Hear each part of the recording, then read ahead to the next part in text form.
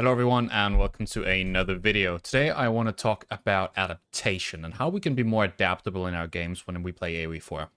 I've brought a game where I played against Eliona's Malians as Mongols, and this is on paper a pretty good matchup for Mongols, but there's a lot of things in a game like this that can happen. And Mongols is one of those civs where you have to be super adaptable. It's a hard civ to play. You have to understand when to do what, because you have like 10 different openers. You have so many things you can do in different ages. So I wanted to show you this game and talk a little bit about my decision making in the game. So what we're doing is we're essentially opening up with a barracks opener. It is something you want to sort of work towards just straight away. And what's really going on here is, okay, we're gathering wood. We're going to gather 150 wood, but we actually don't know quite if we can use that wood for that barracks. The cool thing about playing Mongols is you have about 3 buildings early that you're going to be using wood for, potentially. The first one is the barracks. That's the most obvious one. We want to get the barracks going because the barracks is our Dark Age rush. It's our tower rush. It's our spearman production. It's what we need to get started on burning the pit mines. Then we have our secondary building, which is a stable. And the stable is really, really good against civs where they might have no access to spears, like English. Or civs where you can raid early. Then you have the pasture, and the pasture gives you a really good influx of sheep that you can start to build up early. So even if you have a lot of sheep, you can sort of use that as your alternative if you were gonna use the wood for something like a stable or barrack, but then you decided not to. So that's sort of what the whole opener is centered around. Am I gonna go for the barracks or not? So what you'll actually find is, the first thing I do after I've set up my base is I'll actually go straight for the enemy's base to try to take a look at how his spawn is. You want to get an idea of what the enemy spawn is before you sort of push out a barracks opener. And you can take a look at his base before you are constructing your barracks. As you can see, I don't have the wood yet. And then you can sort of tell, okay, what's going on here. So I spot his TZ. I put the Falcon on top, which is the Khan's ability. So you can provide vision for 30 seconds. Every 60 seconds, and then I can sort of tell, okay, where's he going? So I know that his gold spawned in the back. I see those early houses here, and so he's constructing houses around this area. And now I'm thinking, okay, is he gonna go for just a few houses and then build defensive units? Because he'll maybe automatically assume I'm gonna go for something like a barracks opener. So what I'm actually watching out for is, and this requires some game knowledge to be able to tell, which is something you build up by just playing the game. I will watch this first straggler tree, and once he's done with that straggler tree, I want to know, is he going to go for a secondary straggler tree? Because that secondary straggler tree, the moment he starts going for it, that's a pretty big tell that he's actually going to go for a defensive play early. That could be walling, it could be a tower, it could be a barrack. But just him doing that is all I need to know that I'm going to have a harder time that I'm probably needing to, so I don't need to actually go for something like a barracks opener now. I will already start to gain a tempo advantage from him starting to play defensive and me just simply not investing anything into it in the first place. So you can sort of imagine how we're at the same tempo and then, or certain power level or whatever, and then I get more and more ahead as the game progresses because he's working against himself, thinking I'm doing something that I'm actually not doing, which is what is happening here. He starts gathering the secondary tree. I see that's happening, and then I know, okay, this barrack here, I can actually cancel it.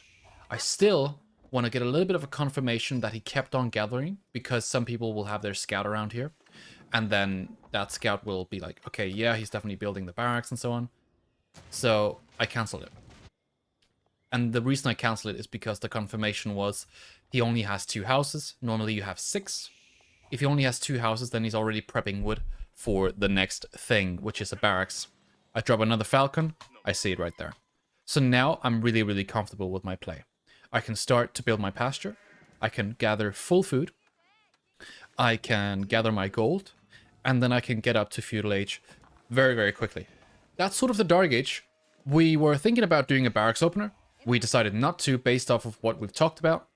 And that means that, okay, now he's building military units, delaying himself, and we're ahead, which means now we have leverage to go and do something different. And what's the difference? Now, we are not going to follow up with aggression, because he has a very defensible base, he has defensive units. Now we're actually going to build upon our defensive advantage and our tempo lead through not investing into units. And then we can decide to go either for a fast castle or a secondary town center. We can actually do both if he decides to just start building cows. And then we will still be ahead and start scaling. And then the whole strategy will be centered around economic scaling, because at some point the cows will wear off, they won't be as strong as the secondary town center. And being in castle with multiple relics means that the long game feels a lot more comfortable. So already at this stage, I have sort of already thought about, at 3 minutes, how this entire game is going to go based on different scenarios that can happen. He can go full aggro and feudal, but he's most likely to play cow boom. If he plays cow boom, I have a plan for that. If he plays full aggro and feudal, I also have a plan for that, which is to play full archer play and then play defensive with towers around my secondary TC. I have a gold in the back, so I don't need to get the front defended or anything, and I can play it out like that. So and that's centered around a very wood-heavy unit composition, being archers, and so I also know that I won't consume as much food from doing that. A lot of stuff is happening at this stage. We're talking about, you know, what strat can happen based off of the 3 things that he might do, right? So what strat sort of covers that? Where do we take this game? So I open with Deerstones, which is a very versatile landmark, a landmark that you can use to just play secondary town center. You can play fast castle, you can even play aggro with it. Whereas Silver Tree is really good if you just want to play trade and full feudal Keshiks and stuff. I don't really want to get into the game of playing cavalry too much against Malians. Drop the sheep off now. I'm going to go check his base pretty soon again. I see that he made Donzos now, so now I don't need to check it. And he actually loses a Donzo as well. And so the Donzo, 3 Donzo play is a very expensive play for him. It's a big resource investment for him, and he didn't get any value out of it because my over was not exposed. My gold wasn't exposed. If my gold, for example, was exposed, I would have had a tower there, and then it wouldn't have worked either, right? The tower would have been the counterplay if I didn't already have my TC covering all my resources. So even, you might say, as a viewer, okay, this game worked out in this particular way for you. You had this great spawn, but it could have been different. Yes, but there's always the way to work it out. Sometimes you invest a little bit into defending against someone who invested a lot into something, and it just nullifies what they're doing. So something like a tower up against a barrack and 3 Donzos is very, very cheap value to defend against something like that. All right, we continue on.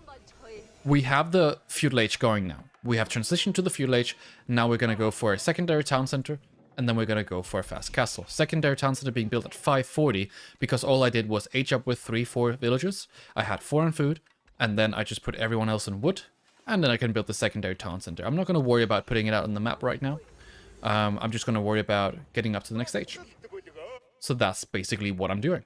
I know he's going to play cows. I saw the mill. I saw the archer range. I saw that the way that he positioned his base with the layout means that he's most likely going to go for cows.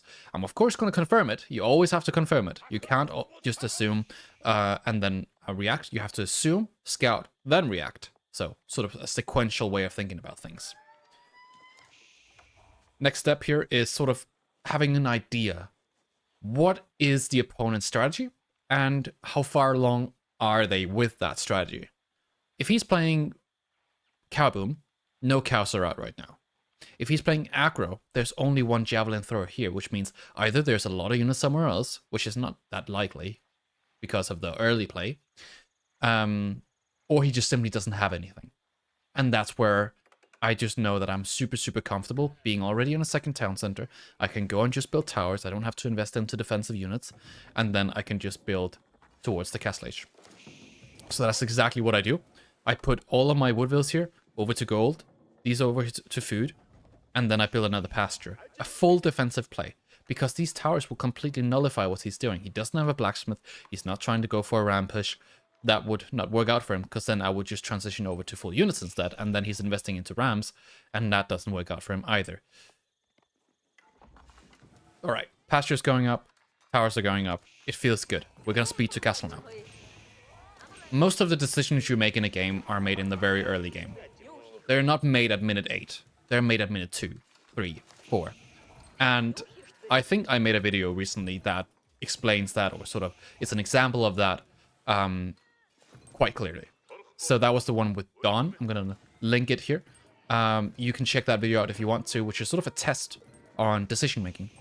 So many decisions are made early on macro and strategy and sort of realizing what your opponent is doing. And so getting to this stage of the game where everything is really, really good takes a lot of skill. Because you want to be like, okay, I'm doing well now. He can't do anything. You don't want to get to this stage of the game and everything's like, oh, I don't know what's happening. You still want to be monitoring your enemy's base. You want to view, okay, are they actually doing what you think they're doing? You can't just say, oh, I saw he was going to go for 1 mil, 1 archer range, 1 barrack. He's playing defensive. He's not going to attack me. Don't think like that. Think, okay, that's what I see now. I'll come back in 1 minute. I'll be like, okay, that's what he's doing now. And then another thing might happen and things turn around again and you have to be adaptable. And the more you scout, the better you can be at adapting. That's probably like the #1 dogma. Think, okay, info equals more in, what would you say, optimized plays. You want to think, okay, if I don't know, then why do I not know? And that's most likely because you didn't scout. So that's what I would say is the most important thing, most important lesson from this video. So TLDR, if you don't want to watch this video anymore, just remember, if you're ever curious about what's going on in the game and you don't know, then that is not your opponent being smart. That's you not scouting. Or simply not knowing what to do with the knowledge you might have. Anyways, double tower, all upgraded. He tries to go for a bit of aggression, doesn't work out. The tower play is working out for me quite nicely here. And I'm just trying to, go to Castle Age now. I've got the step redoubt coming. It's quite common to go step redoubt together with the second TC. Because basically it's a nice gold income. My strat here is, okay, I know how far ahead I am. I know that he is in this position in the game with not a lot of units, with cows coming out. And so I am pretty free to just play out the Castle Age however I want to. So I'm going to do a little bit of a cool trick here. So what you can do when you play as the Mongols is you can research superior mobility. And we just had an update as well, which adds another 20% on top of that. So your buildings move 70% faster when packed up. So what I do is I go for a double prayer attempt. And this is a really, really good play because you can just take your monks, or shamans actually, and then pack your prayer tents up, put them beside the relics, and then the monks just immediately deposit them. And then you can move the relics very quickly back whilst your monk goes to the next one. So this is a really, really good strat to go for if your opponent is playing economically and you decided to take an economic approach with Mongols as well. Mongols are really, really good at these types of plays here because they can play that eco game, but they can play the aggression game as well. But it's such a tempo-focused civ that if you just do this as a build order, you will lose most of the time. Because players will play aggressive against you, have units on all relics, and then you're not going to get your relics. You should have gotten units before you started taking them. So, yeah, that's also the basis for this video. It's like, you want to think about things. You don't want to go into these games and say, okay, I'm going to play this out in a very one-dimensional way where I'll do the same thing that I did last game, because it's not the same game. You can't have your head in the game previously. Deposit, move on to the next one. So now it's all about relic control. And if you have a lot of relics, you can be very comfortable playing a long game where you get into the later stages, potentially playing Imperial Age, Mass Siege, very static units. Spear crossbow siege is a common one. Or, for that matter, play very footwood heavy, go horsemen and maybe crossbow. Those are also great compositions. You can sort of see how this play works out now with the shamans, picking up the relics, putting them inside the prayer tents. Pretty cool. Let's speed forward. Alright. So now we're sort of thinking, okay, at 12 minutes we have 4 relics, feels really good. He's in Castle Age, which means I have to watch out now. I have to figure out, okay, he's got the chaos up and running. If you have chaos up and running, and you're in Castle Age, that's a pretty big food burst you get as Malians. So now it's all about defense. I see he's making sofas. I see he's still got his donzos and javs. I'm expecting a lot of cavalry. But I'm playing very narrow, so it's fine to play a static composition. Static composition would be barrack units and range units. so you don't have the mobility, but you're just going to play defensive. I don't need to secure the map right now because I have everything I need. I've transitioned onto pastures. I've got my eco advantage with the step redoubt and the second TC. I've got my 4 relics. Everything's safe. Playing very narrow means you can play within a confined space and then feel comfortable doing that for the time being. Sometimes it's a means to an end. Sometimes it's a more like just a condition, right? It's just what you have to do. So yeah, playing defensive, making spear crossbow, and then I know that he's gonna go for an attack, because if he doesn't, he's just sort of playing too passive. He has to play for an attack with the cow boom. If he doesn't, he's gonna put himself into a position where my second TC pays off. He sort of has to eliminate that victory condition. And so if he doesn't do anything within the next 5 minutes, any considerable damage, or adds his own second town center or trade, then he's not going to be able to compete. So he can sort of take a militaristic route or a economic route. And if he takes an economic route, I'm going to be very comfortable with 4 relics going into the late game. If he takes a militaristic route, I'm going to have to be very focused on defending, and that's probably where his highest success rate would be found. He starts raiding me on the sides here. I have my towers being constructed. I'm upgrading my towers as well. I've got that stone income. And then I'm just playing for more units, just trying to spend all my resources. Then I'm getting my upgrades, and I'm just playing within my base. So just very, very simple castle age here, really. Everything's working out. It's just economic play. Simple and easy. Just getting the villages in production, got the relics, and that means that over time, I will do a lot better. Now's another point of adaptation. We see that he's made a siege workshop, and this prompts a question. Are we going to build counter siege? Or are we going to play for horsemen or mass men-at-arms, or how are we going to deal with this? And it sort of depends on what he's able to do. So we know that he's playing mass infantry, and that means that a man-at-arm play can be really good, but if he transitions into full Musafadi, that can feel a little bit awkward. So something like horsemen can work really, really well. You can also play defensively with the static composition, just play siege. I decided in this game to play horsemen. I wouldn't say that it worked out perfectly. I would say that siege would have worked out probably better.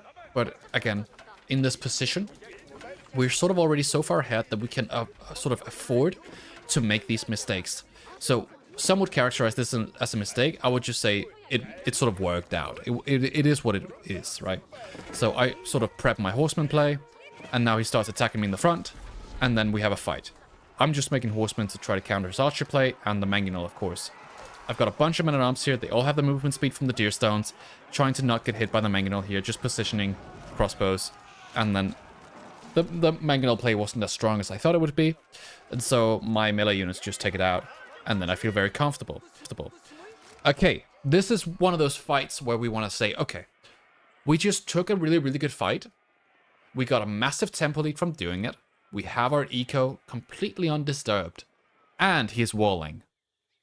What do you do? That is the question. Do you keep making units? You could do that. You have the advantage, right? Do you go for Imperial? Well, you have the economy. You had 100 economy plus 4 relics. And if you get Imperial, you can get Tithe Barns. Do you decide to eco it up more? No. You don't. Because you already have 100 eco. So at this stage, your strat has paid off. You can afford to do pretty much whatever you want to.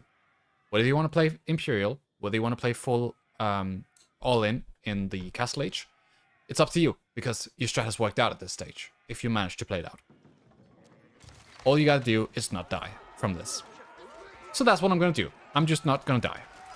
I'm just gonna keep making units, put my deer stones forward, start to take map control, and now just play it out. As you can see here, he still makes a lot of units. I'm not gonna be stupid with my crossbows here. I'm just gonna go back. These are my most valuable units. Those are the ones that kill everything.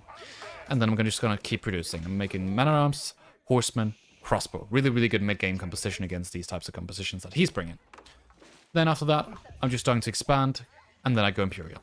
Imperial Age, got the White Stupa, giving me a lot of stone, making my Imperial Age improved upgrades or, double production really, really effective. So something like double producing siege or getting extra range on the springs. He needs to go for an attack now, and I'm really, really comfortable at this stage. I might not have a million units, but I have a really, really comfortable position to defend from. I have my siege engineering improved, and he's playing mostly ranged. So I can quickly build some mangonels if I want to do that, and that's what I'm going to do here. I'm still going to make the horsemen, I'm still going to make mana arms, I'm still going to make crossbows, and I'm still going to go Imperial. But all I need to do here is just play for this defensive advantage. Defensive advantage obviously being we're fighting in my base. Here comes Mangonel. I'm going to quickly make a Springald. Again, this is why Mongols is so good. You're so adaptable. You're able to do these things. But again, this game would never play out the same way that it's done like this. Because everything can be different. Or one thing can be different, and then everything is different. So at this stage, it's more of like, okay, how are we defending this? How are we using our cavalry to cut off units? How are we moving our economy while we're still scaling and we're still going towards the back? And how are we positioning our army here? This is not so much about adaptability. Besides the Springald play, it's more about positioning. And I would say if you can position yourself like this with a lot of towers, Springalds being constructed like this, and just not lose this fight here, the game's pretty much over. So it plays out. Archers not scaling super well, and yeah, I think at this point the game's most likely over.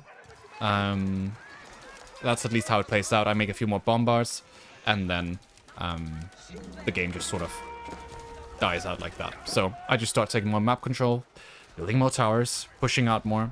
He has a keep here, and in my base I'm going for double blacksmith. I've moved towards the gold in the back. I've got a lot of towers here, and I just keep on producing, right? I've made double bombard now, and all I gotta do is make one big push. He's gonna start to raid me, that's fine. He has his landmark over here, so I know I can just move straight into his base. Bombards in the front, and we're just gonna 8x this. Straight to the front here. And now, as we can see, he has, if we jump into the caster mode, 45 units to 63. I have 113 to 85. He just got Imperial. I'm on 4 relics. I've got a full siege mass pushing his front with fully upgraded crossbow. No, almost fully upgraded crossbows.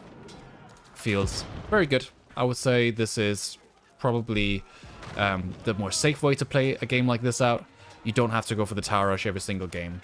You can just play it out, if you're able to, with a little bit more finesse and a little bit more decision making. And then you're able to pull off games where, with your game knowledge, you can say, okay, what are my options? And those options, what do they lead to? And with those leads, if you could say that, how does this game play out? So you have to be able to visualize all the things.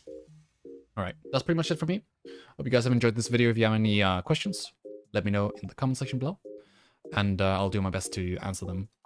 Yeah, if you're interested in coaching, there will be something about that now. Have a good day.